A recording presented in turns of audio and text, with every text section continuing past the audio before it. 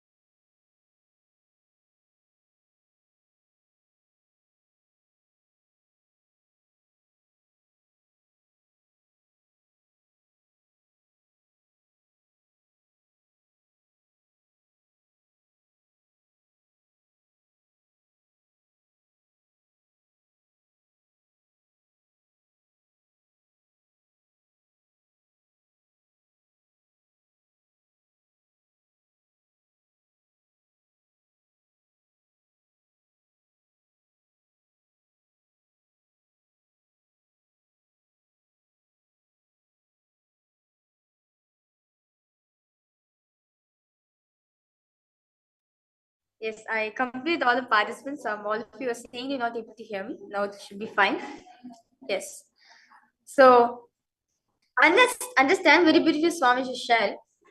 Only when your consciousness involves with others, meaning only when your consciousness involves in other people's life, you manifest Ishvaratva, meaning true leadership as Paramashiva. Because why?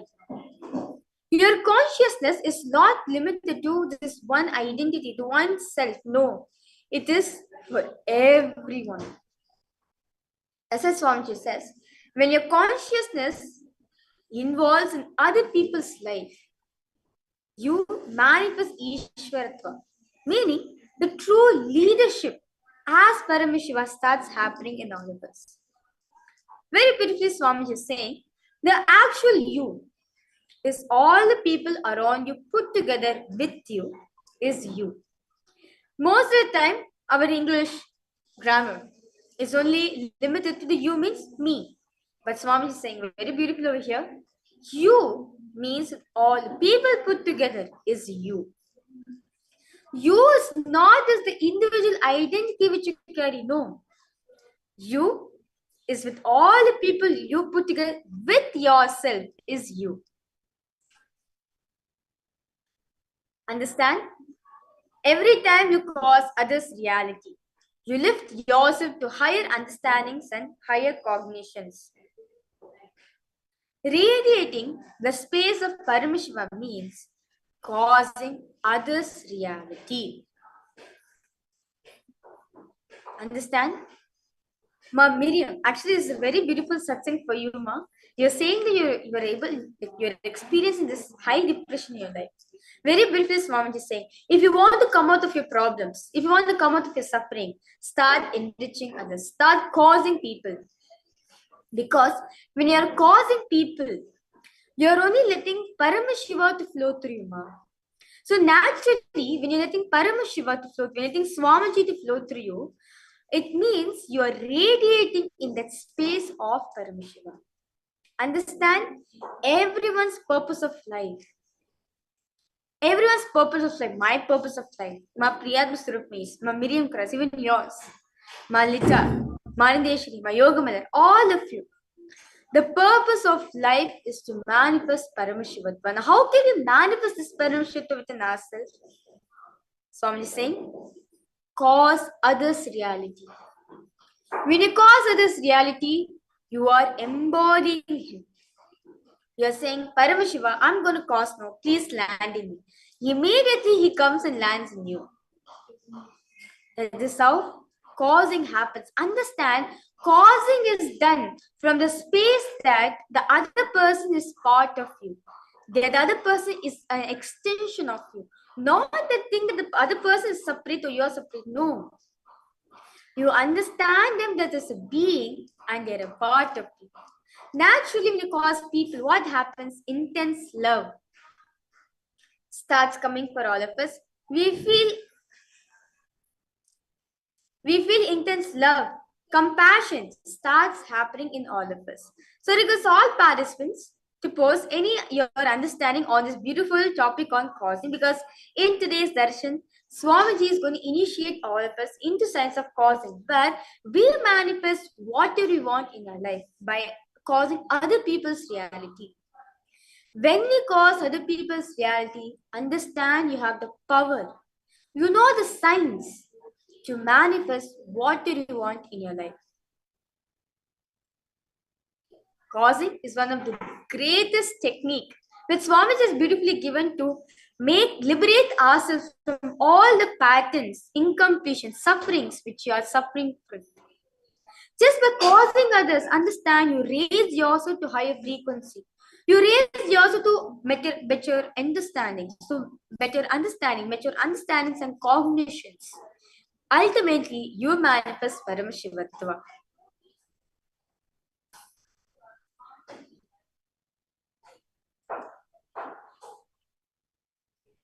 Yes. Ma Rasida, Ma Mahulia, I request all of the posts, Ma Priyatma Sarupini, And Miriam, if you have any questions and doubts, I request you to please feel free to post in this chat section. So very beautifully, Swamiji is saying that life starts when you cause others. Life starts when you decide to cause others reality, because the real you is everyone around you, which you included is you. Understand, Swamiji is saying you, the actual real you is others, everyone around you. For example, Ma Priyanta Surupni, Ma Miriam Kra, Ma Lita, Ma Anandeshwari, Ma Zangling, all of you put together and myself is you. Of course, with Swamiji, it is you. But what you cognize as you is your deep root pain patterns and incompletions. Most of the time, especially when Swamiji is saying, all of you are Paramashiva, inside the inner space, what will happen? What? You are Paramashiva. How can you be Paramashiva? You're not even able to do not even able to manifest powers, not even able to cause people's reality. How can you be Paramashiva? Paramashiva, the all-knower. How can you be Paramashiva? We cognize ourselves as the root patterns and incompletions which are suffering in our life. Not our possibilities, but our self-doubt, self-hatred, and self-denial, our incompletions which we carry about ourselves. Most of the time, when Swamiji is saying that you can manifest whatever you want in your life, inside yourself, your incompletion, what is this saying? What is this? You can't even manifest a simple car for you. What do you mean you can manifest at this reality? This is what happens most of the time. Some parts of you may be resisting life. Some accepting life as it is. Whether you resist or accept, do not allow powerlessness to be entertained in you. Understand Swamiji is saying, do not allow resistance.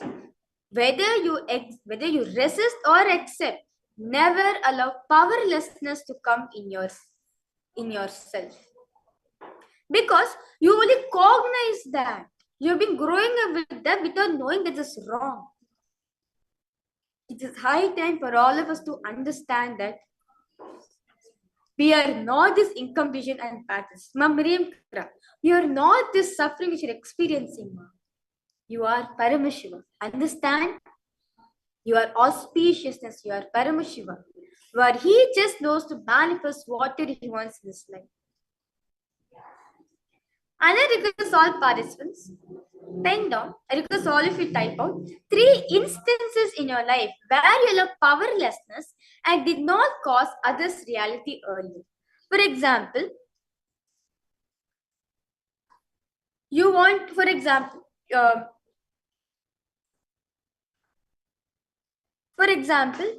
mother asks you to, for example, your mother has asked you to buy a necklace for you. A simple as necklace. But immediately what you felt, why she's only asking me? I feel so deprived of myself. You feel that incompletion, I feel so deprived. Because of that, you do not cause a simple reality which you want to manifest. So because all participants, write down at least 3 instances in life, 3 situations in your life where you did not cause others' reality due to your powerlessness. Okay, Ma Priyata Surupni have posted. Ma, how to do identify the parts in me which is not incomplete. Swamiji is told in one satsang, when I feel incomplete with others, there is some part in me which is also incomplete. So talking to that organ or to that part will heal. How to identify that, Ma? Okay. Ma Priyatma Surupni, I request you to give an example for this one so you can understand this more deeply.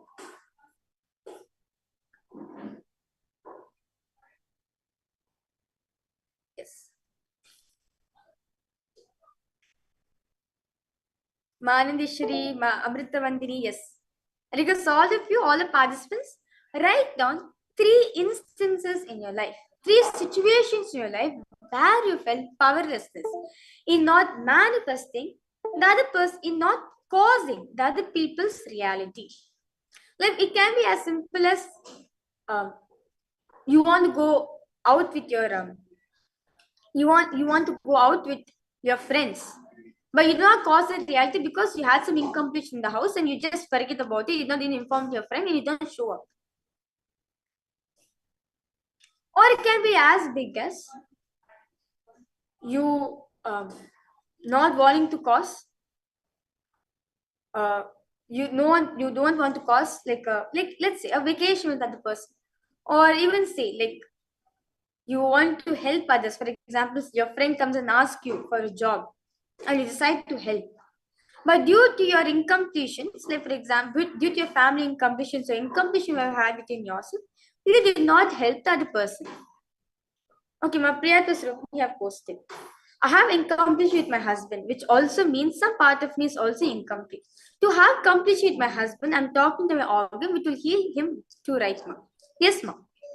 So now, my Priya Srupni now request you to look in your life and see 3 instances in your life where, due to your powerlessness which you felt, that your incompletion which you felt that your husband is not being complete with, that incompletion which you carry within yourself, where you did not cause his reality.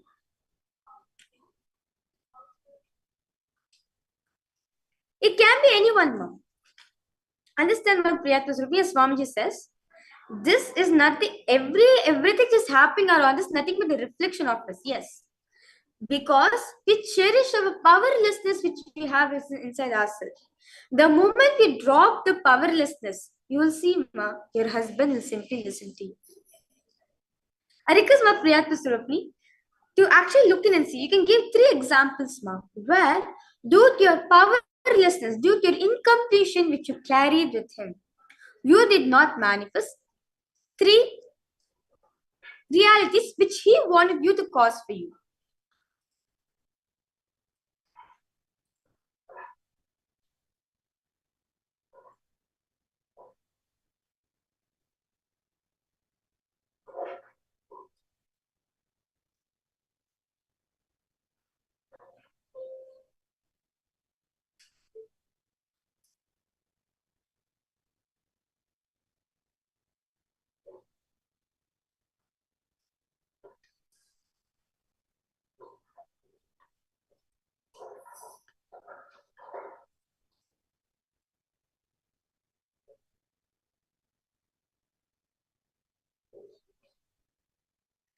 Look in your life and see where you entertain powerlessness, where you entertain your incompletions and did not cause the other person's reality.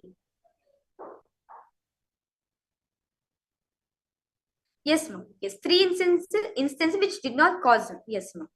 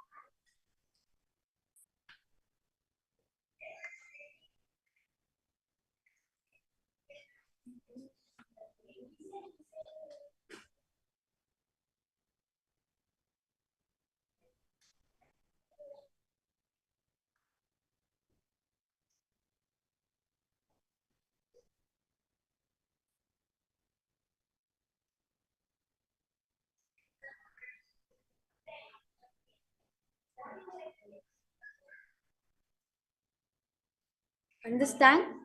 Life is a mirror. Swamiji shares very beautifully. Life is a mirror. If you project your incompletion, naturally what happens in the mirror? The same thing only starts happening. See, understand? If I put the ugly makeup, if I go stand in the mirror, what happens? The mirror is going to show the same thing. Whereas if I dress up myself, make myself so beautiful, what happens? The same thing is only going to be shown in the mirror. So understand, life is a mirror. If you put If you put black color on your inner space, naturally life is also going to be black color. If you paint yourself with incompletions and patterns, that is only going to manifest as light for all of us. But instead, if we put powerful cognitions as completion, power manifesting, Mahabhagya, that is only going to manifest. But instead of holding on to our possibilities, we only cognize ourselves as a pain, root patterns, and incompletions which we are having in our life.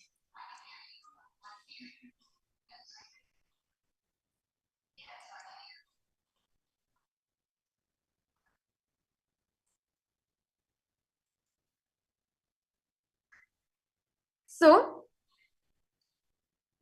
yes, I request all participants, if you have any questions, any doubts you have, please feel free to post in the chat section.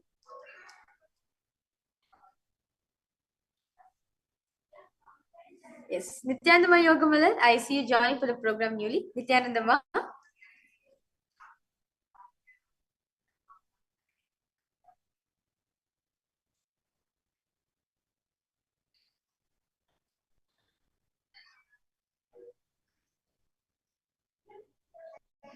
Okay. Ma Priyata Surupani, are you done, ma?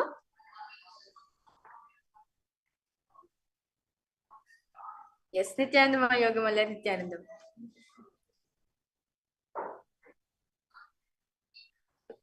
Yes, so now understand, with this cognition, with this updated understanding all of us got right now, if the same situation arises, okay, ma, you can, okay, now you found in one situation, ma. Now, from this new cognition which you got in the life is a mirror, if the same situation happens, how are you going to react? Understand, all needs to be is just upgrading your understanding. Most of the time in our life, we do not upgrade our understanding and just fall back into our incompletion cognitions we carry. Swamiji is saying, from this current updated understanding, right, how you cause the reality given the same situation.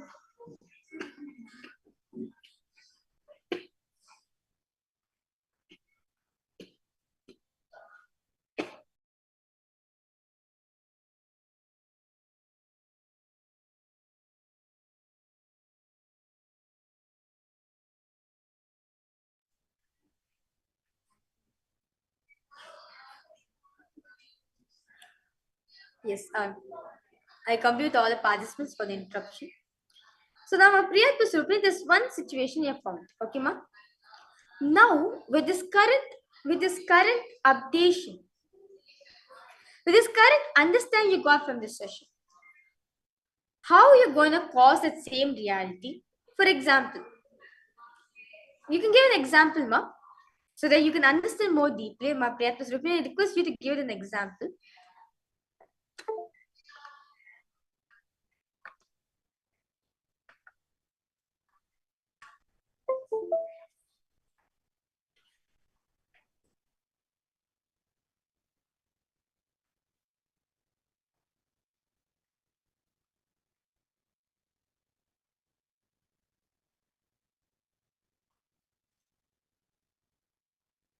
Okay. I get it. I have to cause them with my upgraded software with bringing powerful cognitions. Yes, fine. That's wonderful. Okay. He's saying, Kimai, he don't want to spend money for any spiritual cause. But I did at once without knowing to him. Okay. Sima. So now this incompletion. Okay. Now upgrade this understanding saying, when I cause people, see, understand, life is all about what? Mastering the inner science. When you change your cognitions from inside, naturally life is going to change. As Swamiji says very beautifully, life is a mirror. If you cherish joy, happiness, you're going to manifest that only. Life is going to reflect that only. Instead, if you choose I'm going to, let's say, I'm going to become a money-minded person. You're going to manifest those people only around you. As very beautifully Swamiji shares, many people are great seekers, meaning people who are ill for almost most of the time in their life, and they manifest those kind of people only because they cherish I'm sick continuously. That's why they manifest that. Same way, if you cognize yourself, I am Paramashiva, I am Swamiji, naturally you are going to manifest these kind of people around you. Are you understanding my Priyata Sarup? You see, now this incompletion you have figured it out. What's the antidote for it? The powerful cognition of causing. Spend time with him, ma. Talk to him. What is the exact problem? Why is he saying this? Why he did not need to spend money for his spiritual cause? Ask him his opinions. Slowly enrich him and cause him. You will see, ma, when you start applying what Swamiji is saying, by enriching and causing, you will upgrade your understanding. No matter what happens outside, inside of you, you are strong. That's it. You will win the game. You will simply able to cause what you want in your life. Who knows? Suddenly your husband will become so supportive. He says, you go for any amount of Paramashivoham also, no problem. You continue.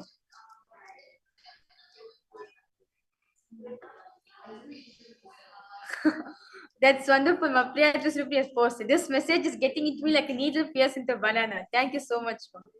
No problem, ma. Yes, of course, it's all Swamiji. It is through his grace only all these powerful cognitions has been said. So are you understanding, ma? Sit and spend time with him. Cause him. Enrich him. Now the same situation, I'm 100% so sure, ma. This is not the first time experiencing the same situation. Many times also the same situation has been caused to you in various different things. Like one of the main things you felt like a barrier is like your husband not letting you to freely practice. You sit and spend time with him, talk to him. What is his opinion? What does he actually feel? And you can maybe slowly take him to read a Living Enlightenment book, read the Bhagavad Gita book. Slowly talk to him. Okay, you tell him to read this page and tell him to share your understanding to him. You expand more deeper. Or you can also do Swamiji's satsangs to him. Cause him, enrich him slowly. You will see how you upgrade your understanding. Very beautifully, Swamiji shares in satsang. Swamiji shares that with these new initiations, all of us want to upgrade ourselves. But what to do? Instead of upgrading ourselves with a new powerful cognition, we only upgrade ourselves on the patterns and incompletions which we are cherishing. We only hold on to that. We only hold on to the impossibility, but not to the actual cognition that you want to change the software. Like for example, Swamiji is saying, a pool is there around you. His pool is there. And in that pool, it's dirty. Easy solution is put the chlorine, clean the pool. Instead of putting the chlorine, we are doing the hard. You're saying, I'm removing the whole water out from the pool, scrubbing the pool each and every single time, then again filling with fresh water. Well, just simple, easy thing Swami saying, just pour the chlorine water, just put the lime powder, the pool will be clean. That's it. When you upgrade your understandings, when you upgrade your powerful cognitions, you will see in any situation comes to your life, life is only become causing. Because your life is the experience Paramashivata. See, obviously, my Priyatus Rukmini, you want to read it Paramashivata. The easiest way Swamiji is saying, very clearly Swamiji is showing for you, see a real picture also. Start causing people around you. When you understand, when you involve in other people's life, you will understand how much Swamiji is involved in each and every single life. You will understand how Swamiji is causing every single moment. every single second in his life, will understand the same way how you can also contribute and experience the same thing how Swamiji has experienced. Swamiji says very beautifully, I'm not here to prove that I am God. I'm here to prove that you are God. So, when you upgrade your understandings, even the same situation happens, you will know how to handle from powerlessness. Are you understanding my Priyatma Swarupini? If you have any further questions or doubts, I request you to please feel free to post in the chat section. And for all the participants also who's watching, if you have any question and doubts you have, please feel free to post in the chat section. Swamiji shares very beautifully.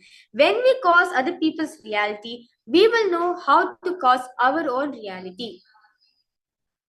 Because you know the science how to cause other people's reality. Same way, you'll cause your own reality. You see, my Priyatma Swarupini, when you actually spend time with Ayya, when you spend time with him, even your realities, you will start getting mature understanding. Slowly, you'll cause your own reality, ma'am.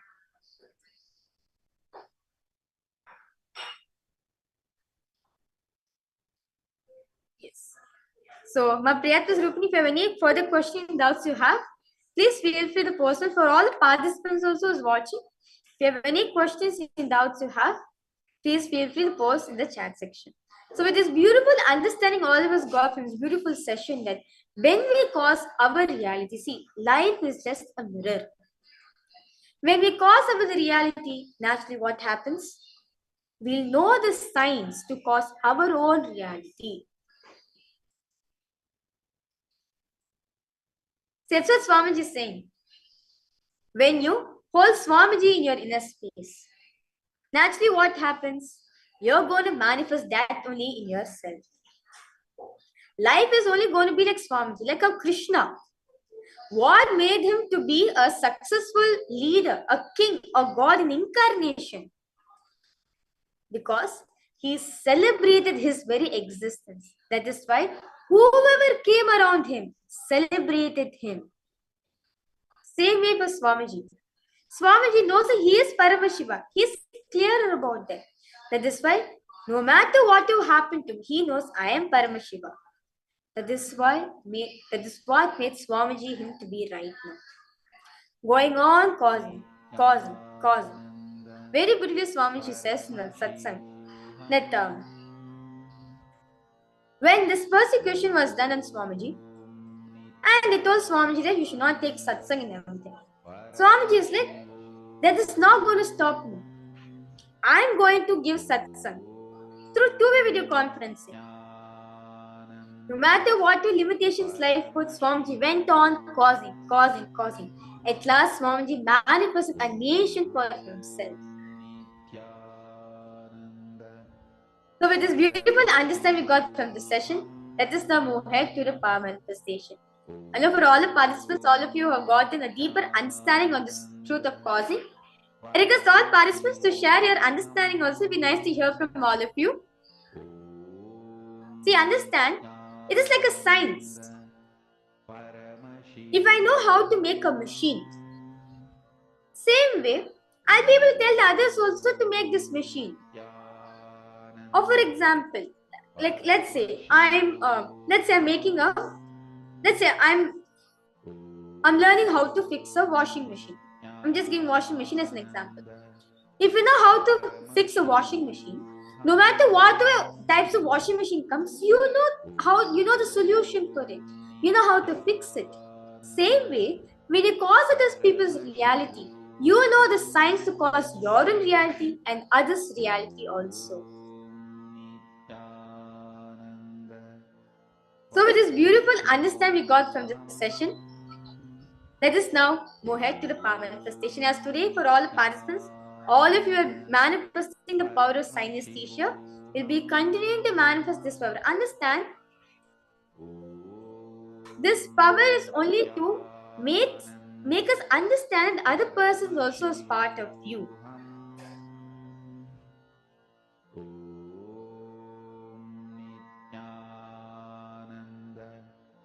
Paramashivoham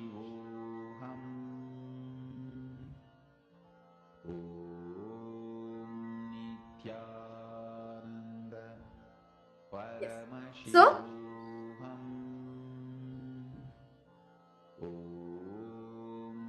as very beautiful Swamiji shares, people around you, including yourself, it is you. So when you understand the person, your partner who you're sitting with, they are a part of you, they're an extension of you. You'll be able to manifest this power of synesthesia. Because the other person is a part of you. That's it. That's what Swamiji shares very beautifully. Anyone new comes to me, I just simply know everything, the past, present, future, everything about them. Why? Because they are a part of you. With this beautiful understanding we got from this session, let us now start manifesting a power. So for now, all the participants, I have an object with me. And because all participants now scan and reveal how does it feel. I'm currently feeling that object right now. What's the smell of it? What's the taste of it? Or you can all see what's the color. You can describe the object. Because all participants now to remember Swamiji in your inner space, connect to Swamiji.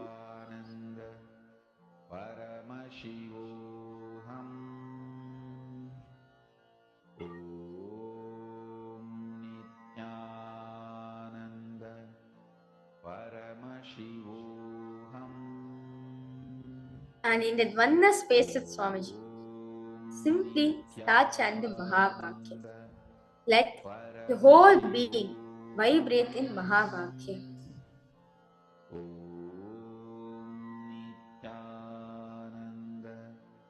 Paramashivoham Nithyananda Paramashivoham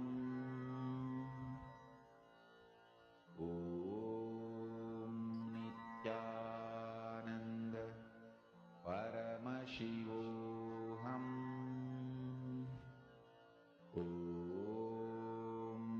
Nithyananda Paramashivoham Nithyananda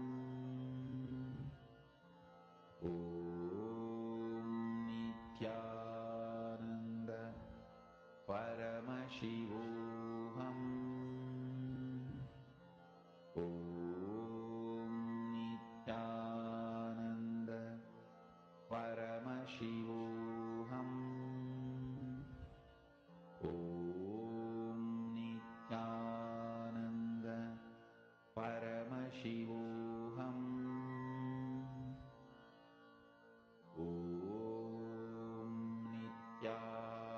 Nithyananda Paramashivoham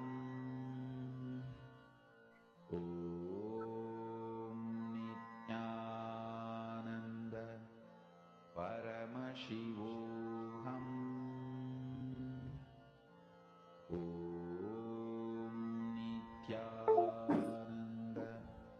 Paramashivoham Nithyananda Paramashivoham.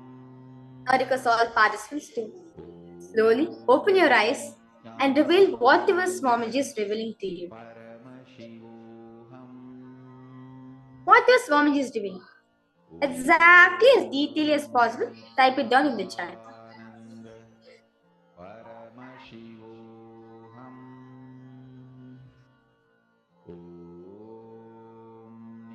Nithyananda Paramashivoham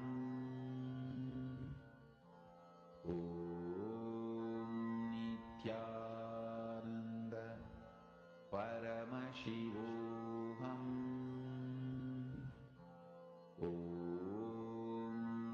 Nithyananda Paramashivoham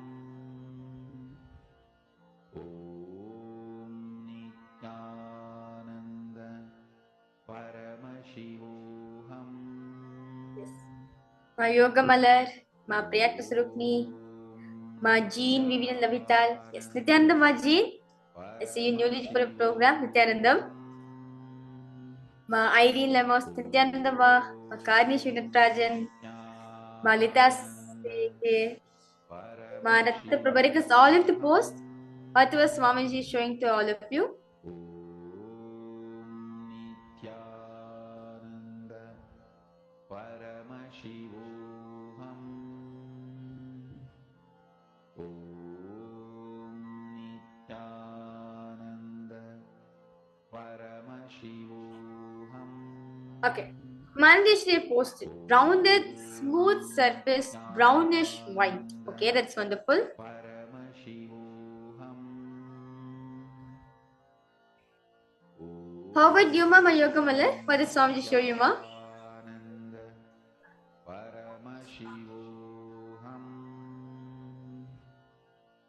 Om Nithyananda Paramashivoham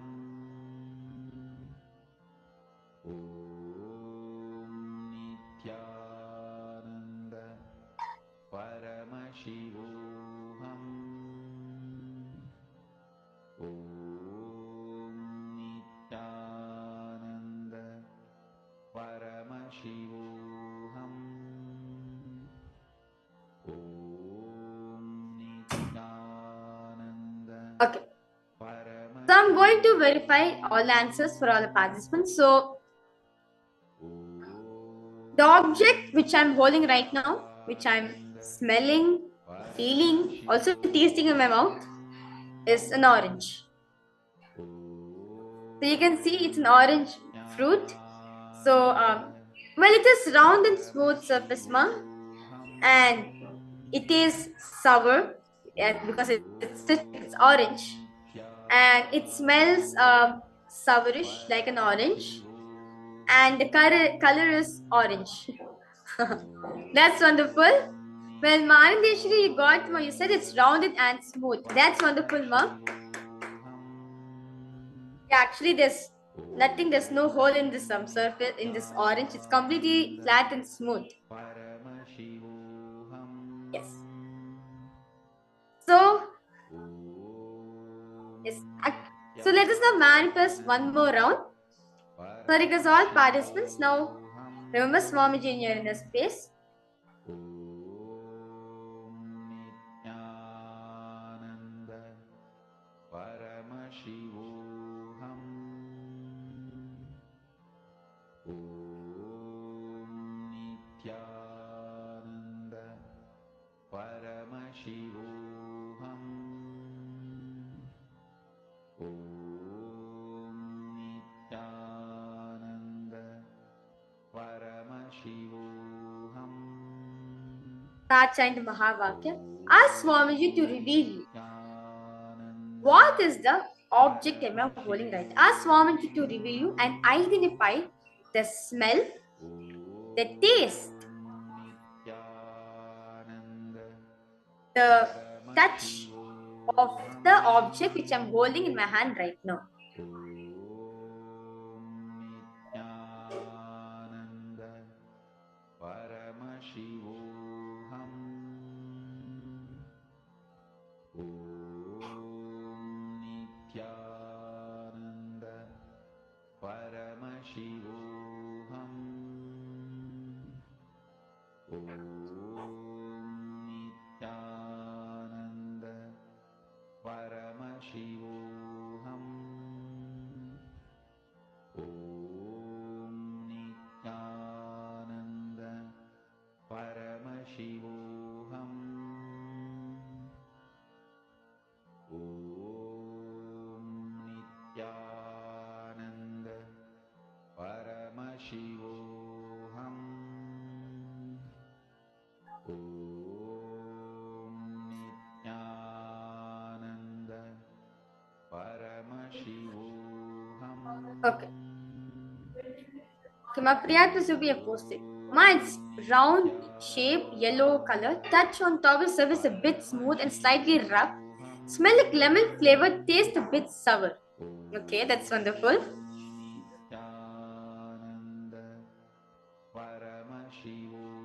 How about you, Manandeshwari? Ma Yogamala? What did Swamiji show to both of you, ma?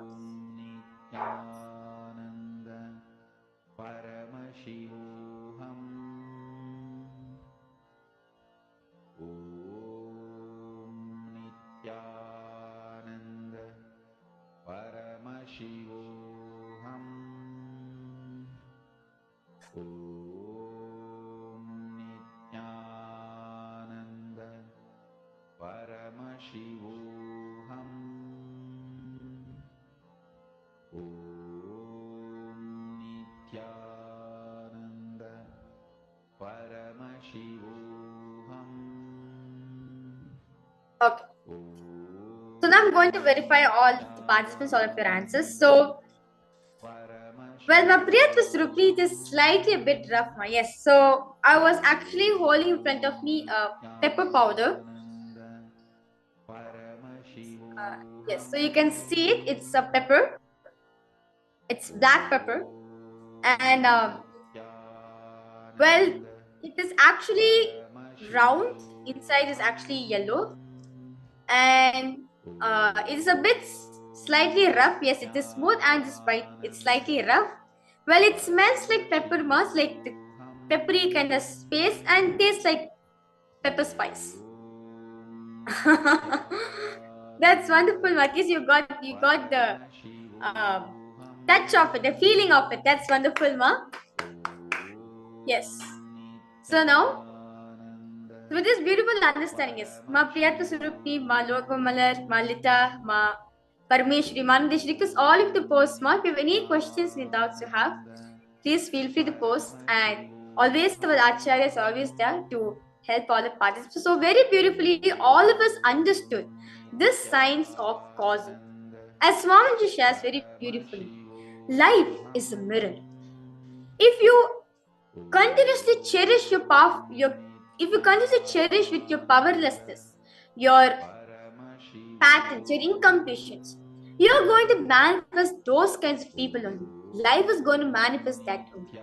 So understand, if life is showing something to you, you need to look inside and see, where is it you are, where is it am I cherishing? What is it am I cognizing, just manifesting that in my life? If you change your incompletions to happiness, Paramashivoham and Swamiji, you'll see you're going to manifest those kind of people around you, where you simply celebrate your existence as Swamiji. So, let us now move ahead to a very important segment right now, as the one who's the embodiment of causing and enriching, Bhagavan Dikshadana Murti. In today's darshan, all of us are going to receive his darshan, where he symbolizes the ultimate enrichment, the ultimate causing. His very existence, the very purpose why he descended, why he incarnated, is to teach all of us that causing is life. Life is a mirror. Once you upgrade your understanding and cherish that in you, you're going to manifest what you want in your life.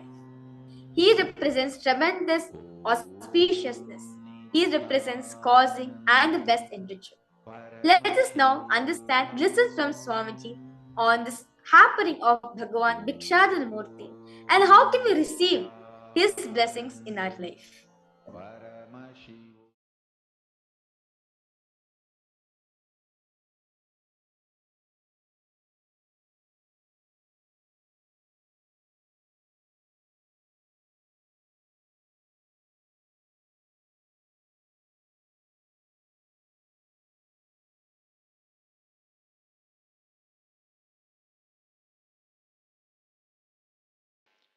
It's a love that gives you that experience. Love makes you experience this egatva, and after experiencing egatva, the utility of the egatva,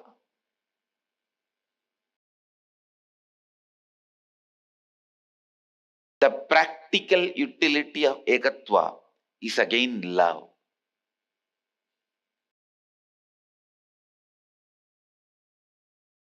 That's the reason suddenly I'm turning the whole attention towards love.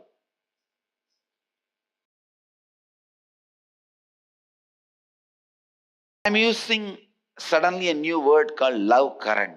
What is it? See, the Ganga is flowing from Gangotri to Ganga Sahar, Gomukh to Calcutta.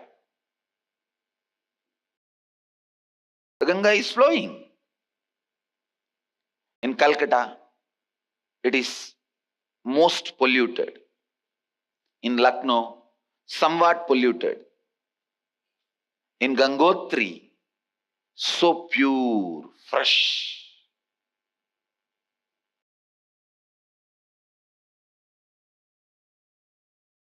Whether it is somewhere polluted, somewhat polluted, pure and fresh, the current of Ganga is current of Ganga. Same way, your love, somewhere it will be with a lot of selfishness. Somewhere it will be like a business, give and take. Somewhere it will be pure selfless. Somewhere it will be not just selfless, amazing sacrifice. But love current is current. Don't damn it. In the initial level, even if it is selfishness, give and take. If you are active,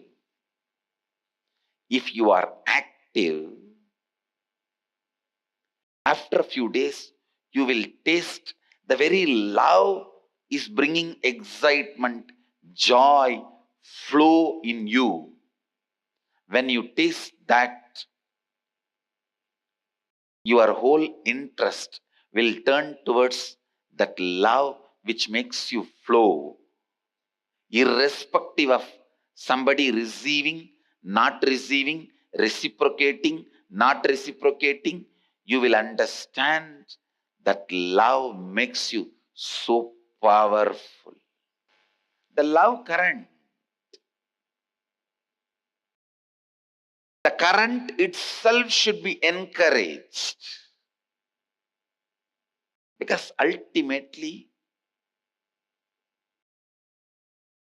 many of your definitions like, oh, I think my love is selfish, business motive.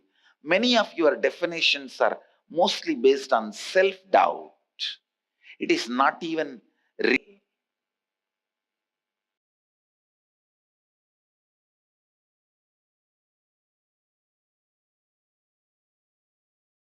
understand.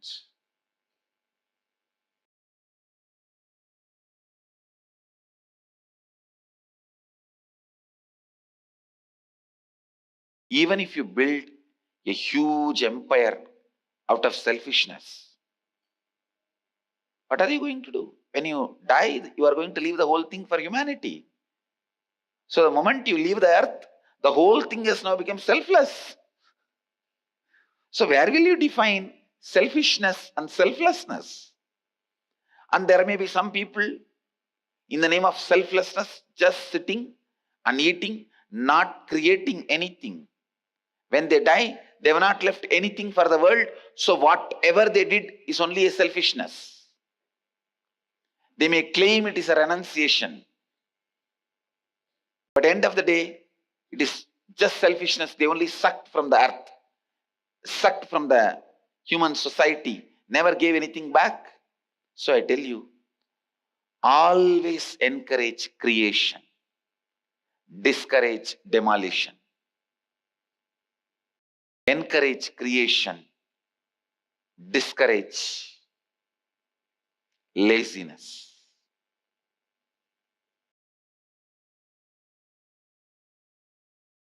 The love current of Mahadeva, understand this more precisely. The love current of Mahadeva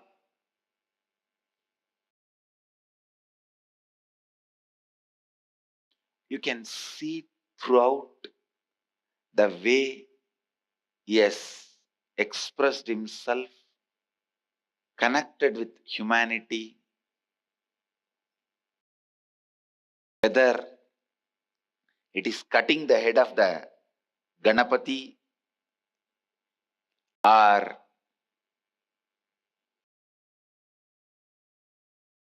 giving the whole golden city to Ravana,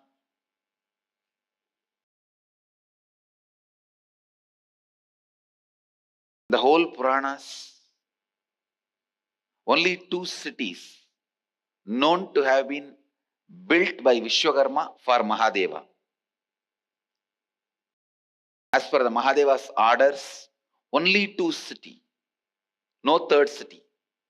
I looked, searched throughout the Puranas. Only 2 cities. One, the Lanka. Originally it was built on Kailasa for Mahadeva to reside, and it was gifted away to Ravana as a gift, the visitor's gift. It was actually a visitor's gift. See, in those days there was a tradition, after a ceremony, all the visitors will receive gift from the host. This guy, Ravana, when he came, Mahadeva asked, what do you want? He just said, I want this city. So he gave it away. The second city which was built by Vishwakarma to Mahadeva, you will be surprised, Tiruvannamalai.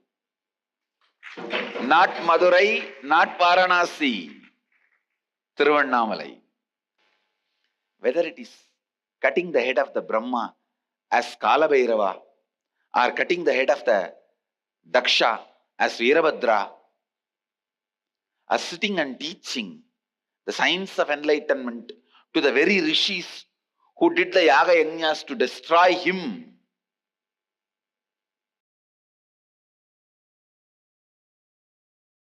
See, all this which Mahadeva is carrying, the Damaru, the fire, and the demon at his feet, all is gift by these Targavana rishis. They sent all this to destroy Mahadeva.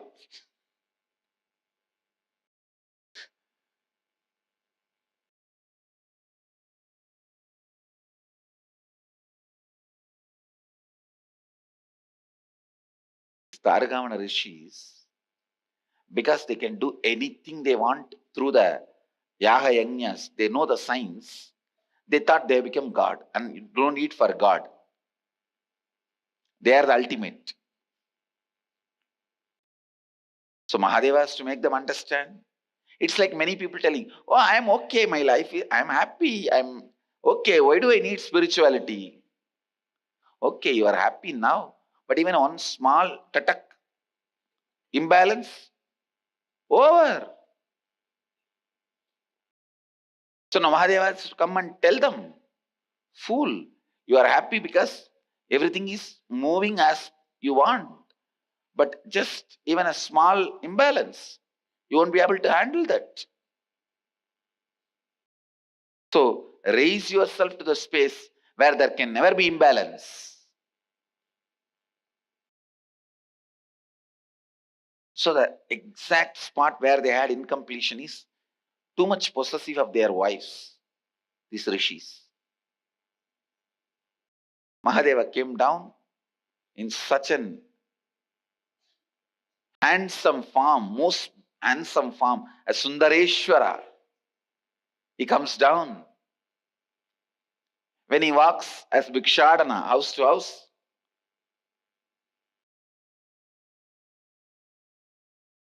see, the form was beyond any human beauty. So naturally, how can anybody even remember them? The Purana says the Rishi Patnis even forgot they are male or female or whatever. They just know they are souls and the cosmic soul is here. They are souls and their goal is here. That's all. The attachment towards Guru or God can never be bound into any frame of ordinary ideas and relationships. It is just a soul and goal relationship. Soul goal relationship.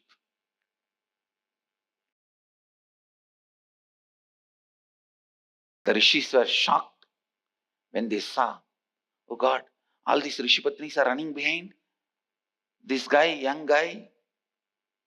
Who is this young guy? They wanted to destroy him. But the moment they had anger, out of powerlessness and incompletion. So suddenly, these rishis get together and do some yaga yajnas to destroy Mahadeva. What a stupidness. Finally, whatever they sent to destroy Mahadeva, he just held them all as ornaments and his weapons. Finally, not only he did that, he gave signs of enlightenment to those very rishis who tried to destroy him. It's an action of giving enlightenment to the very rishis who tried to destroy him. Every action, please see, is love current. It's this love current. Today, Mahadeva is gracing us as a bangle vendor. Valayal with Salilai. As a bangle vendor, he is gracing us. If he sells the bangle, who will not want to buy? This bangle vendor is a very tricky job. I'll tell you the story of Leela, then you'll understand. Shiva once went to Targavana. Targavana is one of the oldest religious universities. Those rishis, professors, they became very egoistic, thinking that their knowledge is the ultimate, nothing more is there. So Mahadeva went as a beggar, Bhikshadana. Seeing his grace and beauty, all the rishi patnis have started going behind him. And all these rishis lost completely their face, and the manly ego completely got destroyed. The manly ego completely got destroyed. And the women, they ran behind Mahadeva such a way, melting in his love and unable to tolerate the distance between him and them. The story says even they literally, physically, they started losing weight and all the bangles dropped from their hands. And the megala, the hip belt dropped because they started becoming so lean, missing Mahadeva. So seeing this, all rishis got very angry and declared all their wives have lost chastity. And he cursed them, and the rishis cursed their wives, saying that you guys will be born in the merchant community in Madurai. And Rishi Patni said, all right, you do what you want, we will ask Mahadeva for remedy. Mahadeva says, all right, ask the same fellows who gave the curse. And Mahadeva revealed his identity and ordered the Tarugavana rishis to give the remedy. The rishis said, all right, and Shiva himself will come and put the bangles again for you guys. Then you will be liberated from the curse and come back.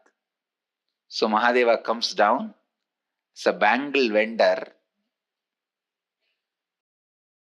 and in the name of selling bangles and seeing the size, he puts the bangle for all those rishi patnis who have come down due to the curse of the rishis. Sundareshwara releases them from the curse. So, by the touch of Mahadeva, all those women, rishi patnis, got liberated and went back to their original space. This is the 32nd Leela of Mahadeva.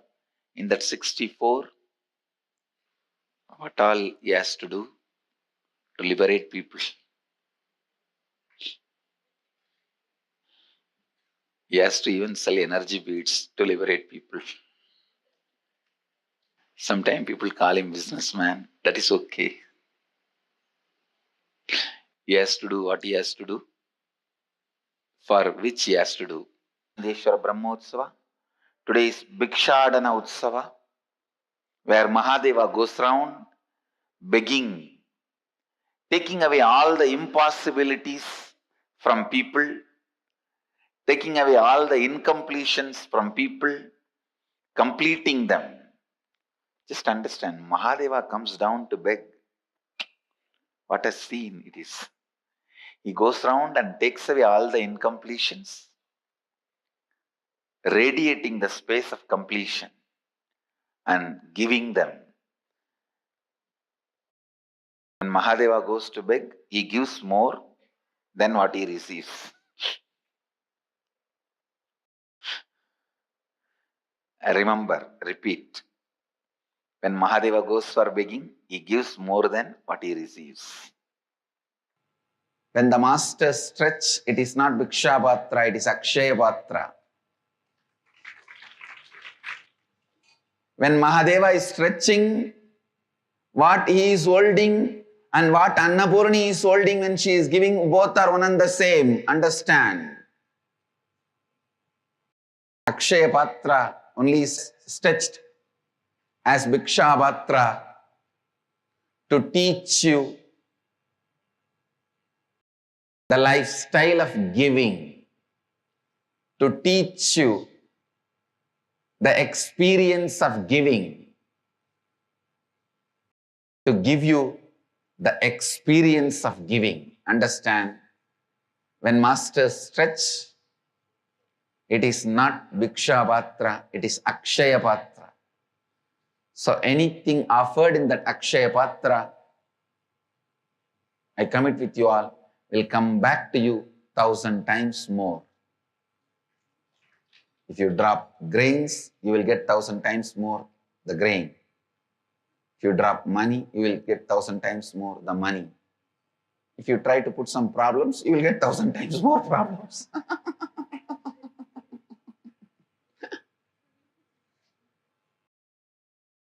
But actually, if you surrender your problems to the masters, you won't get 1,000 times more. If you try to give problem to the master only, you get 1,000 times more. Surrendering your problems to him is totally different. So that he clears always. When you are giving Bhiksha,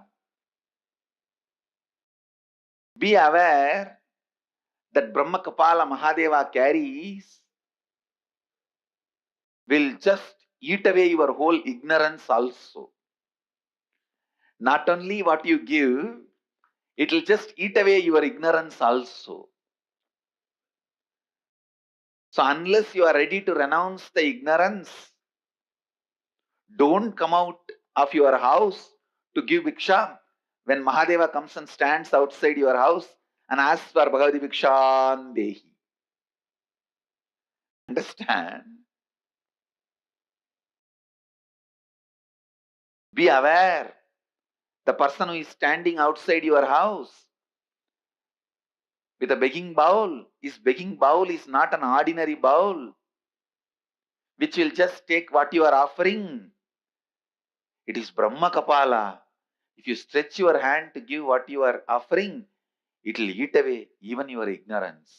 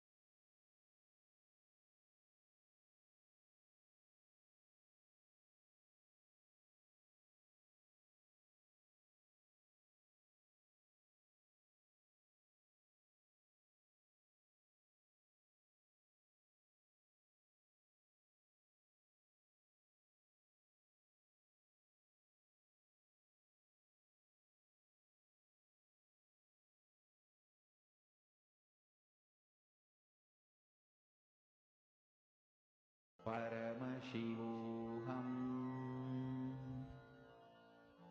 Om Nithyananda Paramashivoham. Om Nithyananda Paramashivoham. Om Nithyananda Paramashivoham. Om Nithyananda Paramashivoham. Om Nithyananda Paramashivoham. Om Nithyananda Paramashivoham.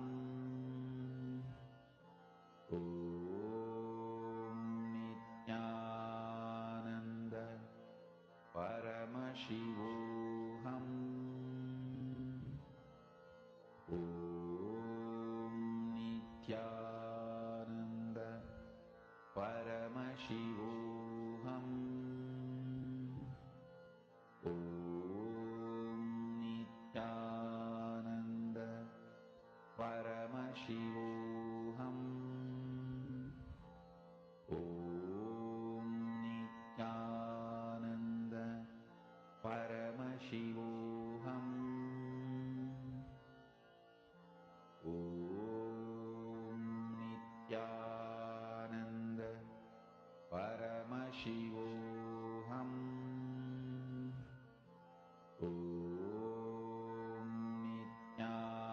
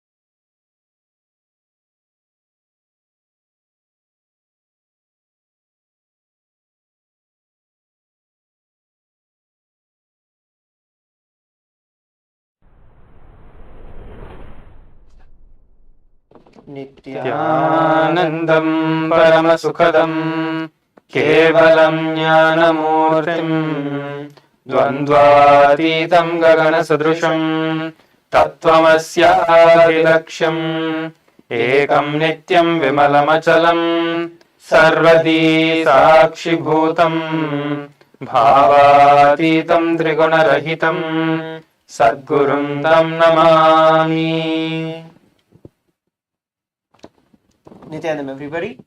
We welcome all the Paramashivoham Level 1, 2 and 3 participants, and we welcome all the viewers and all the participants who are seated with us from all across the globe who are tuning in today And we today wanted to share with every one of you about some of the exciting news that we were able to present to the United Nations. Once again, Kailasa represents in the United Nations, this time in the United Nations headquarters of the Environment Program, the UNEP, where the United Nations Environment Assembly is actually going on. And yesterday, we had actually represented, Kailasa had represented its stance on the triple planetary crisis, which is the main agenda, which is the main focus of the UNEA 6, which is currently going on. Myself, Srinithya Sundareshwarananda, with me we have Srinithya Premaswarupananda and Srinithya Mangalananda. All three of us had actually represented at the UNEA 6, and we wanted to share our experience about attending the event and also present you furthermore facts. We also have a couple of other events that are lined up today, which also we'll be sharing about very shortly. So let's hear from Mangala Maharaj and Premaswarupa Maharaj, after which we'll enter into looking at what actually happened there as well. Yes, Premaswarupa Maharaj, you could go ahead. Just give an introduction to yourself for all our viewers, and you can share. Yes, Maharaj. Myself, Srinithya Premaswarupananda. I am a Balasant of the Nithyananda Gurukul, and I've been with Swamiji for the last 13 years. And yesterday I was blessed with the opportunity to represent Kailasa at the UNEA 6 in Kenya, Nairobi. And we represented Kailasa, and we had an opportunity to represent Kailasa through this aspect, and we three from Kailasa we had represented, and yes. Thank you. Yes, Mangala Maharaj, go ahead. Yes. So as you're all probably aware already that yesterday it was a very wonderful experience to begin with. One of the things which really stood out to me when when we are interacting with diplomats and with all the various dignitaries who had come for the event was their pleasant surprise, so to say, the pleasant surprise and the astonishment on hearing the contributions which the Supreme Pontiff of Hinduism has done over the last 27 years. And so that is something which really stood out, because for us we've been seeing it for many years now, and for me it's been more than a decade, seeing the Supreme Pontiff of Hinduism day in and day out, and all the hard work happening in so many different locations, happening in so many different continents. And so just sharing these facts, sharing these projects and all the initiatives taken by the Supreme Pontiff of Hinduism for sustainable world, for protecting the environment, for protecting the Mother Earth, the Bhumi Mata. It was so wonderful to see so much of positive reciprocation back in terms of the initiatives being taken by the Supreme Pontiff of Hinduism, and for everyone it was more like a pleasant surprise, so to say, where because you don't hear or you don't see this kind of hard work being done by many people, and it's very rare to even hear about these things. Actually, that's very true. Yesterday when we actually presented about Kailasa, at the first there were a lot of statesmen who were there.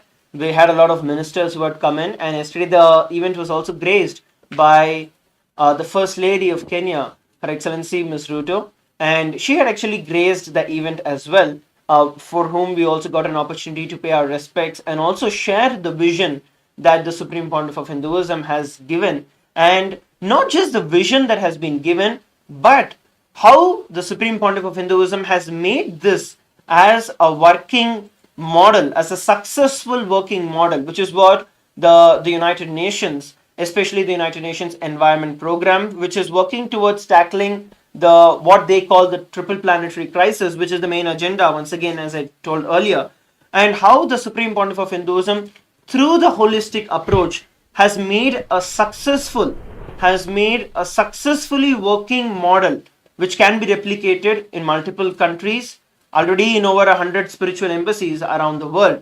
And this was very well taken by the United Nations Environment Program, by the Unea Assembly as well, with various dignitaries such as the ministers. We had ministers from various parts of the world. We had ministers from Colombia, we had ministers from Nigeria, we had ministers from Botswana, we had from Zambia, from Malawi, and so many other places. So we had a lot of dignitaries who were there, and we also had a lot of private sector businessmen who had also come into the picture, where because a lot of funding comes in from there. So they also wanted to hear the perspective to say, okay, who is actually able to contribute to the vision, who is actually able to bring in a real working change, because there are a lot of startups, there are a lot of events, there are a lot of initiatives, but who actually is able to bring a tangible output, who has already shown it, because many things are still in discussion. The UN provides a platform to every one of us, to all the various groups around the world, to showcase or to pitch in their ideas, but there are very few who have already established the successful working models, and yesterday was one of that. And recognizing this, the UNEA, the United Nations Environment Assembly, has also published a feature, Kailasa, in their webpage as well, which very clearly indicates and which very clearly showing that this model established by the Supreme Pontiff of Hinduism, taking a holistic approach, where the Supreme Pontiff of Hinduism very beautifully shares about how it is care over cure. Because yesterday a lot of discussion was towards about how we can look at the analysis, we can look at the data, which is all based on the cure aspect of it, that we have already damaged a lot. Now, how do we cure it? Now, the Supreme Pontiff of Hinduism has always emphasized on care, where before you cause the damage, start taking the action, and that by nature will ensure that even the cure starts happening.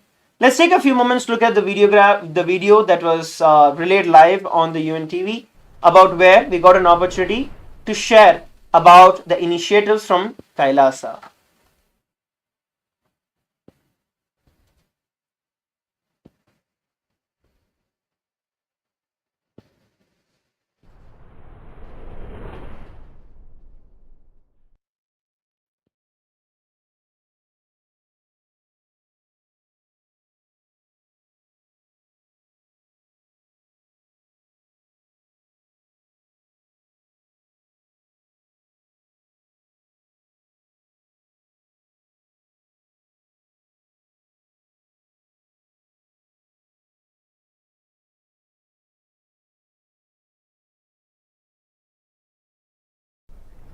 Thank you very much, Mr. Alpha. Dear Excellencies, distinguished delegates, and panel members, my name is Sundareshwara. I represent the United States of Kailasa, which is the first nation for Hindus revived by the sovereign of Kailasa, the Supreme Pontiff of Hinduism, Bhagavan Sri Nithyananda Paramashivoham. And one of the important points that were discussed by all of you is the key importance of partnership. And towards this, the sovereign of Kailasa, the Supreme Pontiff of Hinduism, has been tirelessly working over the last 27 years through a worldwide movement in over 100 different countries towards the healthy planet, and taking a holistic approach through the Hindu tradition. And there have been several green initiatives towards this. And the Supreme Pontiff of Hinduism has also envisioned care over cure. I guess that is where the early warning systems come into the place as well. And in our tradition, we look at planet Earth as Mother Earth. So the very approach that we take in the Hindu tradition, by very nature, is to protect it. And through the holistic approaches, we have seen very, very positive changes to the extent that we are able to mitigate any disasters just through the holistic approach. So I did hear from many of you distinguished panelists where the data sets and the space agencies as to how it is coming in, but I also feel another important component to this is the holistic approach. And some of the initiatives by Kailasa, by the Supreme Pontiff of Hinduism, for example, the Clean Air Initiative, which is basically an initiative by the Supreme Pontiff of Hinduism, planting flora all over the spiritual embassies in over 100 countries around the world. And similar initiatives such as Go Zero Waste, Say No Plastic, Reuse Food in Agriculture, Go Vegetarian, Ishanya project, and so on. So I also want to just pitch in over here is that Kailasa is actually working to bring back the planet Earth through its full glory through the Healthy Planet Initiative, and looking to see that a holistic approach is also one of the key importance as being revived by the Supreme Pontiff of Hinduism. Thank you. Thank you. Thank you very much indeed. You all would have looked at the video, which was just played for all of us. So this was the representation from Kailasa that was made during the event, which was streamed live. for every one of us on the UN TV. And over this, we had very high level talks with the various ministers that were present, with the various statesmen, with the various representatives and the high level dignitaries of the United Nations, whether it is the Director General of the UNEP, the Director General of UNOM, the Director General of Unea, where they gave their listening to understand, okay, how does it work on a large scale? How do we replicate this on a large scale? Because there are a lot of working models which work on a shorter scale, and there are also things which work on a larger scale but take a lot of time, which is not instantly where we are able to implement things around the world. But the Supreme Pontiff of Hinduism, out of a sheer hard work and tireless effort, tireless hard work towards establishing this science of the Hindu Sanatana Dharma by reviving Kailasa, which is the first nation for Hindus, the Supreme Pontiff of Hinduism has made these very concepts that today we are fighting around the world for, that today is actually threatening the very existence of the planet Earth itself. All the issues that are there, all of these things have been addressed by the Supreme Pontiff of Hinduism, and by the teachings of the Supreme Pontiff of Hinduism, by the inspiration of the Supreme Pontiff of Hinduism, millions around the world are now living and practicing this, making this as a successful, working, sustainable model which can be replicated everywhere. And we also had a chance to meet with various dignitaries explaining this same to all of those dignitaries around. And once again, we got the invitations to attend the further events of these high-level discussions that are going on, through which they're actually drafting a couple of resolutions. We'll be sharing further down in the days as well. So the UNEA is actually drafting various resolutions towards tackling the triple planetary crisis. And Kailasa's inputs have been become one of the major parts which is actually contributing to these drafts that are being made now. And I'd like to hand over back to Srinitya Mangalananda Maharaj to share some more experiences about like this is your first time that you're attending the UN event and representing Kailasa. Maybe you could share with all of our viewers about how you felt and what is your learning from that. One thing, Maharaj, as you were sharing, the teachings which Swamiji has instilled in us, and one of them, the thing which at least breaks the initial ice to go and have a conversation, is the unabashedliness of being a Hindu. Right. Swamiji himself leading by example and in emphasizing and sharing with us the importance as well. Just by, I'm sure you all would have seen the photos, and it's just such a great one. We are representing Hindu tradition and Sanatana Hindu Dharma unabashedly, and it's also a great way for breaking the ice and starting a conversation when actually people are curious, they want to know more, and it garners a lot of respect as well, because while people are coming from different backgrounds and different ethnicities, not many people are coming and having the pride of their tradition, of their culture. Something which Swamiji has instilled in all of us by himself being unabashedly Hindu. And so that is one of the big focal points, because practicing inside is one, but when you go outside and we start interacting and meeting with people, then only you truly understand the depth and the level of which Swamiji's contributions are happening in multi different directions, in multi different places. Something simple as following the agamic lifestyle, following the agamic way of dressing.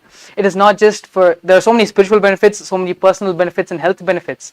And apart from that, the tradition which you're standing for, the culture which you're representing, which Swamiji is, which the Supreme Pontiff of Hinduism is actively reviving.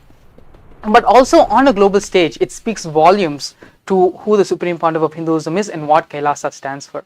And so one of the major breakthroughs, the major clicks which I personally had from this whole experience is we speak about Kailasa, and speaking is one, but when you actually go and stand there wearing the whole Tirumula Varka Vedam and speak about Swamiji, share what Swamiji has contributed to the world, it's a whole completely different experience. You may have spoken about it, you may have spoken about it to multiple different people, have shared in multiple different, as I myself have done in multiple different presatsang segments, but presenting it on the world stage is something of a different experience altogether. In many ways, it's like pre-satsang, but at a different level, so to say, where you completely are no more you're representing the Supreme Pontiff of Hinduism, you're representing Kailasa, and Swamiji himself is flowing through. In a way, it's actually another power manifestation exercise, so to say, where you allow Swamiji to to where you allow yourself to become a channel for Swamiji to express through you. And many of the cases it's like that, because you can, how much ever we know about Kailasa, it is the moments when you're there, when you're standing and when you're representing, the words just flow through you. The words flow through you, and you may have practiced or presented a number of times, but just standing there, the words automatically flow through you. Swamiji automatically flows through you. And so even in a spiritual sense, even in a personal level, it is, you're manifesting more of Swamiji, so to say. Beautiful. Actually, that's a very important point. Yes, Paramashivoham, go ahead. Yes.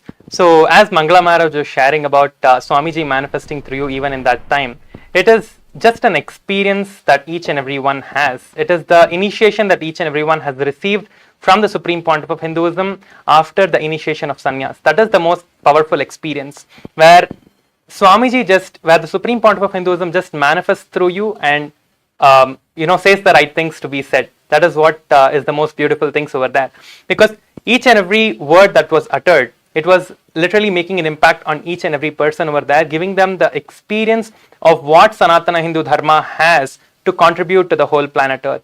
That is what is the experience that each and every one of us had in this event. And just like how Paramashivoham Maharaj was sharing, I wanted to share my experience as well in this personally. Representing on a world stage, representing at the headquarters of the United Nations Environment Program in Nairobi, Kenya, is actually a very different experience, so to say. And when I actually look back at this, right, the most important thing are the things that Swamiji, the Supreme Pontiff of Hinduism, has made as a very core component of our very life. So it doesn't feel something different. Rather, you just know this is what you're living. And when you understand, when you go outside and when you meet with people to understand, okay, what is actually the problem out there? And when you understand that what you're living is the solution for the problems out there, which are being spent millions and billions of dollars and trying to figure out what are the ways to do it, just by the very life of the Supreme Pontiff of Hinduism, the Supreme Pontiff of Hinduism has made it an experience for each and every one of us without even the slightest difficulty of pain, just through the inspiration of what exists. I've been in the Nithyananda Gurukul, I've graduated from the Nithyananda Gurukul, and back when we were in the Nithyananda Gurukul, Swamiji always gave us these visions about how we would represent in the United Nations, how we would be speaking in these world stages, world forums, and how we would be representing on the international stage, handling and tackling the actual problems of the world around various different headquarters, around various different agencies like the United Nations. And today, we see this as a representation. Just a week before, we had represented at the United Nations Youth Assembly, the UNY. So the Youth Assembly we had actually represented. And yesterday we got an opportunity to represent for the Environment Assembly as well. And we're also having another event that is coming up just tomorrow. And we'll be attending that as well. We've been invited for that as well. So we'll be attending that event too. But the thing here is that what Swamiji spoke about, the very grooming right from the young age, the ideas that Swamiji has instilled, the ideas that Swamiji has made as part of our life, not only gives us the ability and the powerfulness to handle the situations in our own life, whether you have a problem or whether you want to achieve something or whether you want to make something a reality, Swamiji has made the very core understandings of the core cognitions with which we live as the fundamental basis of solving the problems inside and outside on a micro scale, which is for my own life, and also on a global scale, which is for the entire world here together. So that was actually a very beautiful, I would say a click, or I would say something that I felt to understand about it, because what I spoke was what my experience was. It was not like something different from what I am living or what I have been living all this while. So it was a very beautiful experience. And for all our viewers who are sitting with us all around the world, you can also have a beautiful opportunity to join the Nithyananda Gurukul, to put your kids, to put your grandchildren in the Nithyananda Gurukul. It's ecitizen.info/Gurukul. You can register yourself for having your kids join the Nithyananda Gurukul register, where these ideas, where these thought currents, where these powerful cognitions are made into a reality, are stitched into the very fabric while the kids are growing itself. So tomorrow they become stewards of leadership on the world platform, just like how we are representing today. And again, once again, we are at very initial stages where we are representing, but the very initial stages itself, there's such a big reciprocation from the United Nations, wherever, in whichever agency of United Nations that we represent. And we are really looking forward to see this growing further and further. So once again, all the viewers who are watching us live, have your kids join the Nithyananda Gurukul. If you'd like to register and learn more about Nithyananda Gurukul, you can register yourself at ecitizen.info/Gurukul. And similarly, if you'd like to become the spiritual ambassadors of Kailasa, where you can go and represent Kailasa in those various platforms, you can also do that by registering at ecitizen.info/spiritual ambassador. So you can actually register in both of these links. For the Nithyananda Gurukul, you have the age limit, and for the spiritual ambassadors, you do not have an age limit. You can represent because there are various other collaborations with the United Nations that we are continuously working along on. So you can register yourself to become a spiritual ambassador of Kailasa, and we will train you, we will help you understand, and we will give you an opportunity to represent the United States of Kailasa, the first nation for Hindus revived by the Supreme Pontiff of Hinduism. So you will have an opportunity to represent Kailasa. So once again, I think this is a very brief session that we wanted to bring to you today, as we are also getting ready to attend the next event in just a couple of hours from now. And you can be sure to hear a lot more news that will be coming up, and elaborate more sessions and segments where we share further insights about what has been happening, what are the contributions, what are the collaborations between the United Nations and Kailasa, and how we are looking forward to take this further as well. So once again, thank you everybody for tuning in, and we thank all the Paramashivoham participants, the level 1, 2 and 3 participants also, for tuning in for today's session. So once again, if you'd like to have your kids join the Nithyananda Gurukul, please make sure that you sign up at ecitizen.info/Gurukul. And if you would like to represent Kailasa on these world stages, ecitizen.info/spiritual ambassador. So please go ahead, register yourself, and we shall see you again soon. Let's now go to the next segment shortly. Thank you.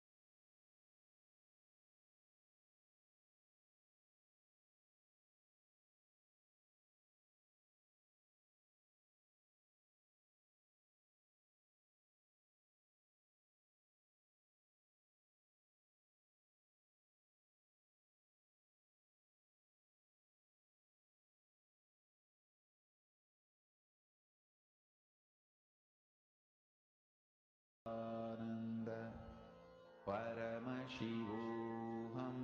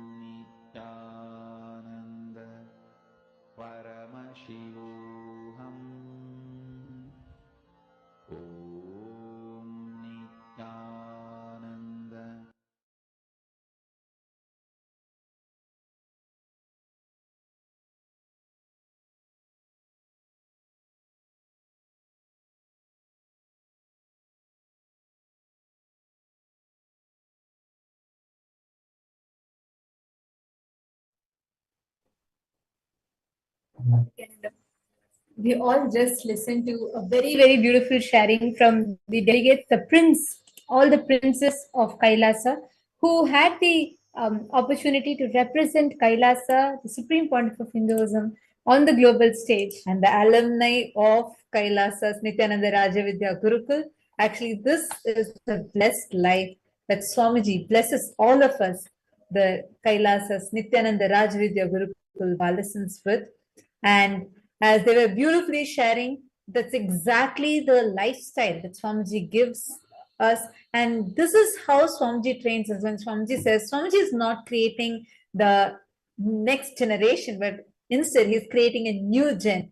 And that's exactly what Swamiji is doing. And this opportunity, anybody who wants to also be a part of representing Kailasa in these global forums, and you also want to experience like this, you also want to be a part of it, take a moment and do let us know. We are going to be sending you all the form where you can register.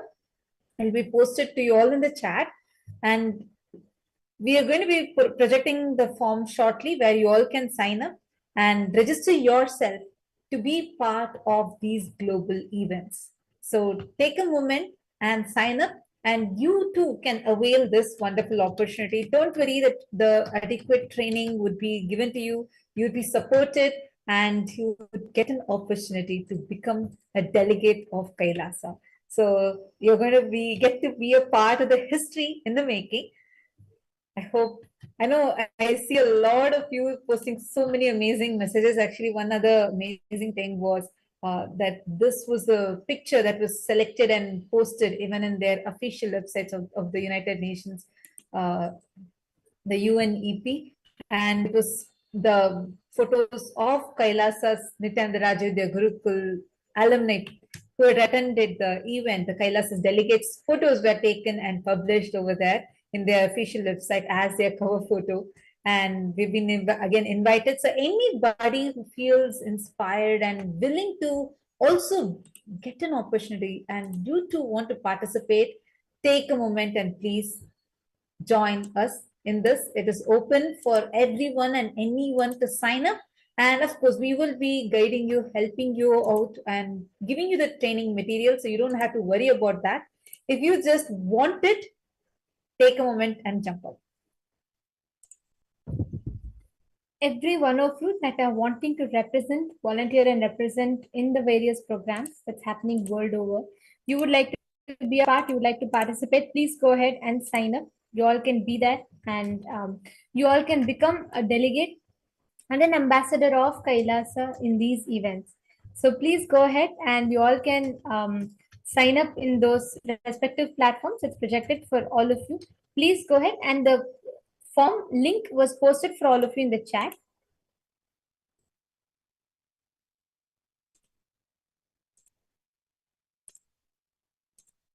All right, so now let's get ready and prepare ourselves for today's session. And today, all of us are going to be showered and blessed with the grace and blessings of Bhagavan Vikshatana Murti form of Paramashiva. This is the very form, like Swamiji beautifully revealed the story how Paramashiva came down as Bhagavan Vikshatana Murti. We are going to be having this beautiful form's darshan today. And all of us are really, really excited, and all the participants that are sitting here are going to be blessed with a very powerful darshan where Swamiji literally takes away your karmas. This is a very, very, very powerful darshan, and the initiation is going to start shortly. And to every one of you that are here, now let us all prepare for the darshan today. Today, Swamiji initiated all of us. Swamiji is giving all of us the truths about karma, knowing how to overcome, go beyond the karma chakra, and understanding how you can experience the space of beyond all the karmas, beyond uh, all the patterns. And now we are going to be receiving this experience as an initiation directly.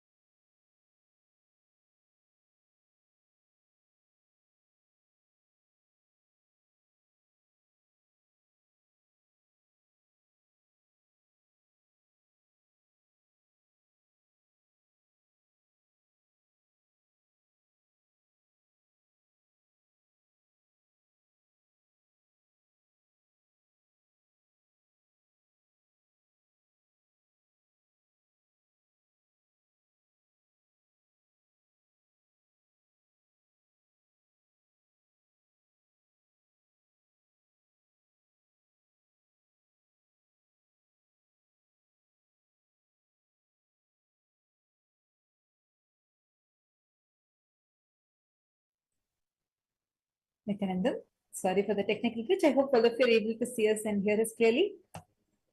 If all the participants are able to see us and hear us clearly, please let us know. How many of you felt so inspired just seeing this? How Swamiji is taking Kailasa. I mean, it's this totally next level, right? Single-handedly taking Sanatana Hindu Dharma to these global fronts, taking it to such huge international forums. How do each one of you feel? Take a moment and please share that here. Wonderful. Now, I just wanted to take you all through what are we going to be receiving in today's darshan. Understand, darshan is a very, very, very sacred time. You are getting direct audience with the divine, meaning you're getting to sit literally when Paramashiva himself is physically manifesting for you. He is here in the Nijavatara. Swamiji himself is here. Understand, this is a very, very, very sacred time. Even a few hours you spend, how many of you feel totally refreshed, rejuvenated, and just flooded with energy every time we just sit in darshan and go, and your whole inner space completely transforms? How many of you had that as an experience?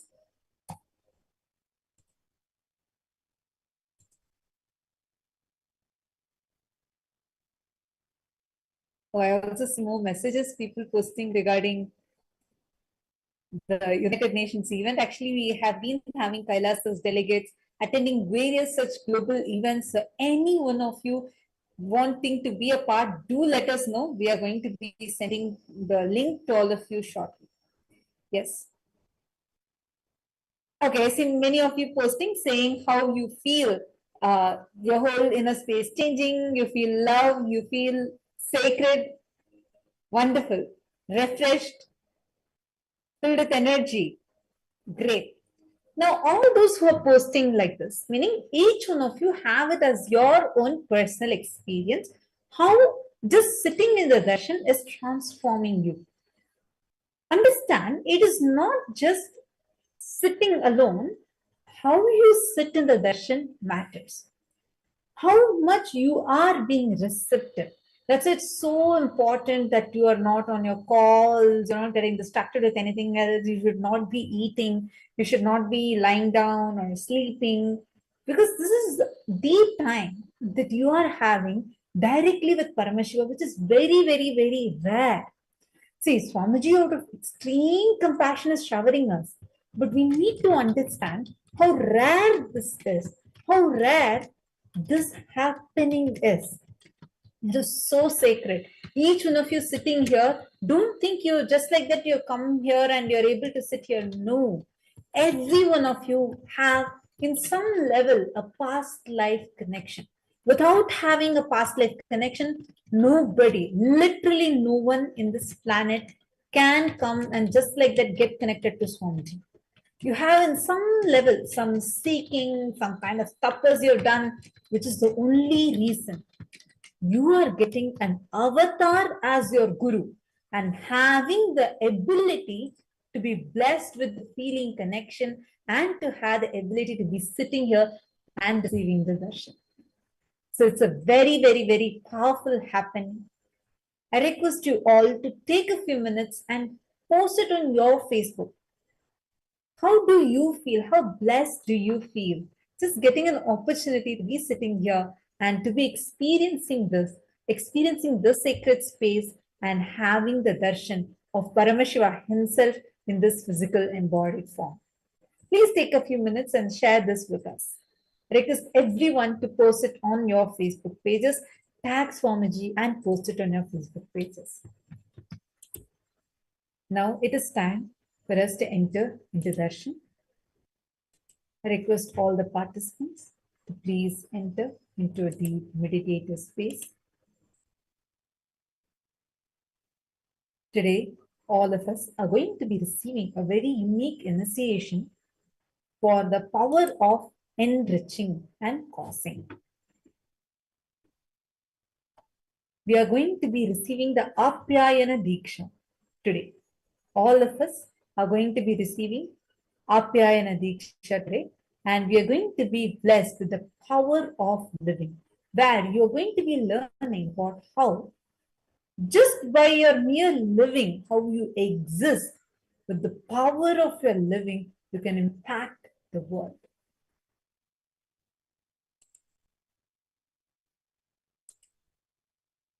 Please sit straight, sit with your head, neck and spine in a straight line. Close your eyes. Breathe in and breathe out deeply and slowly. Let us all enter into a deep meditative space. Today, Swamiji is going to be blessing all of us through his Divya Sharira As Swamiji is an intense samadhi, we are going to be having the alive darshan.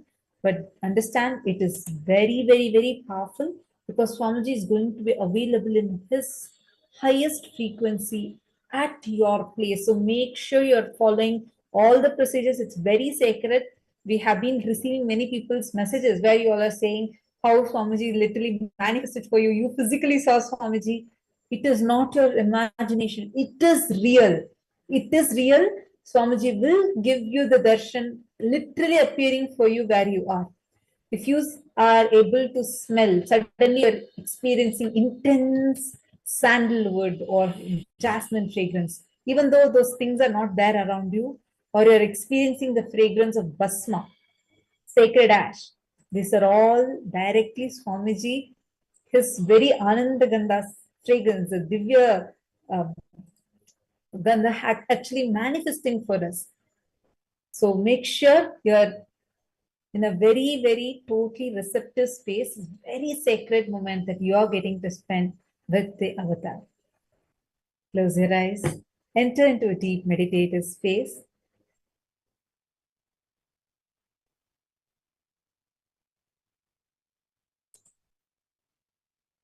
Let us all experience deep meditation.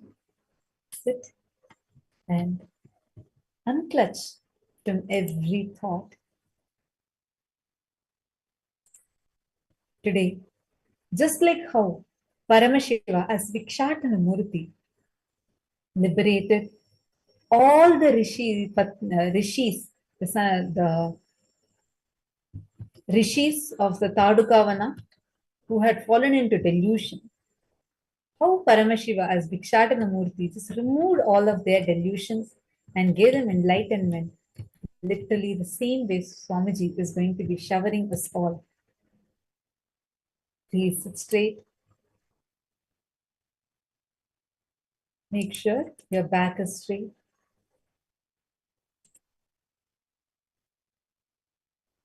We're going to be chanting the Dhyana Shloka of Bhagavan Vikshatana Murti.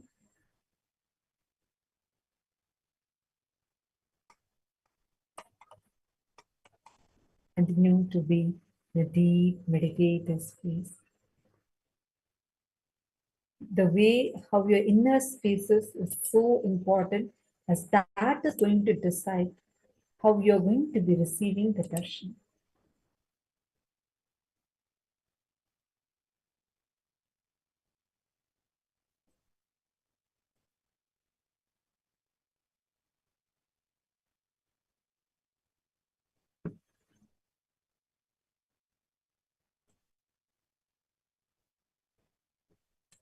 We're going to be chanting the Dhyana Shloka of Bhagavan Vikshatana Murti, form of Paramashiva.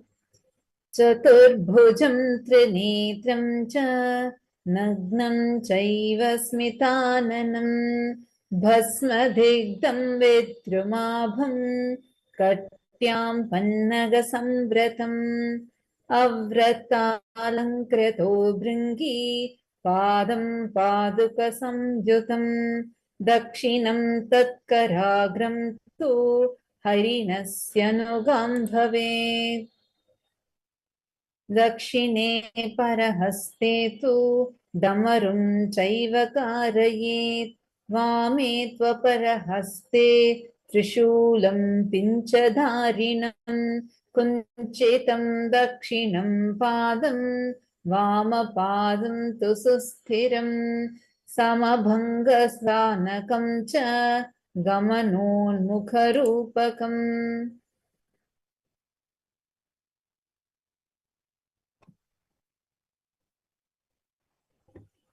कपालोपेतहस्तं च वृषणाभिसमं भवेत् एवं भिक्षाटनं प्रोक्तं गुण्डोदरमथो शृणु देवस्य वामपार्श्वे तु गुण्डोदरमतस्थितं हस्तद्वयं समायुक्तं कपालं शिरसि न्यसेत् भूताकारसमायुक्तं कुण्डले कर्णयोर्न्यसेत् दंष्ट्राकरालवक्त्रं च Purvoktam Lakshananvitam. Now continue to be in a deep meditative space as we all enter into the darshan.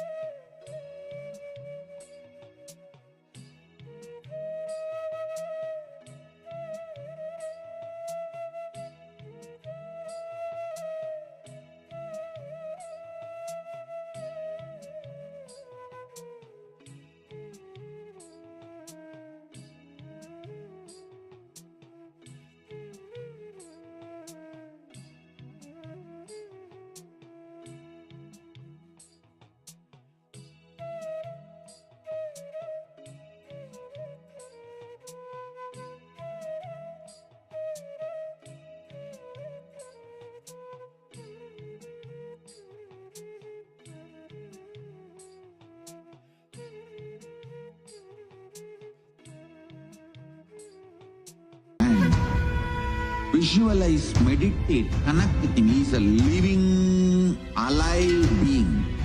Drop your form into his form and dissolve. Remember, you are a Sarupya Mukta, means